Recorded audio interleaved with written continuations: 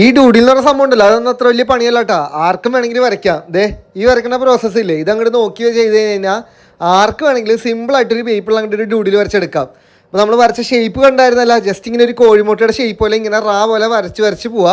അതിനുശേഷം നമുക്ക് തോന്നണ രീതിയിൽ ഓരോ കണ്ണുകളും, ചിലപ്പോൾ 2 കണ്ണാവാം, ചിലപ്പോൾ 1 കണ്ണാവാം. ഞാനിപ്പോൾ ഇതിൽ നോർമലായിട്ടാണ് ചെയ്തേക്കണത്.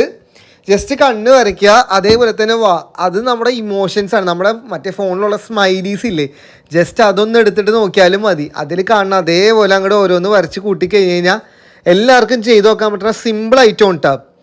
ഇത് കുറച്ച് സ്പീഡിലാണ് ഞാൻ കാണിച്ചേക്കണത്. ഇനിയിപ്പോൾ നിങ്ങൾക്ക് ഡീറ്റെയിൽഡ് ആയിട്ട് വേണമെന്നുണ്ടെങ്കിൽ ജസ്റ്റ് ഒന്ന് കമൻറ്റ് ചെയ്ത് പറഞ്ഞാൽ മതി, നമുക്ക് ഡീറ്റെയിൽ ആയിട്ട് തന്നെ ചെയ്തു തരാം കേട്ടോ. നമുക്കിപ്പോൾ ഒരു തീം വെച്ച് ചെയ്യണമെങ്കിൽ അങ്ങനെ ചെയ്യാം. എങ്ങനെയാണെന്ന് ജസ്റ്റ് പറഞ്ഞു തരാം കേട്ടോ. വേണമെങ്കിൽ ജസ്റ്റ് ആർക്കെങ്കിലും താല്പര്യം ഉണ്ടെങ്കിൽ കമൻസിൽ മെൻഷൻ ചെയ്യും.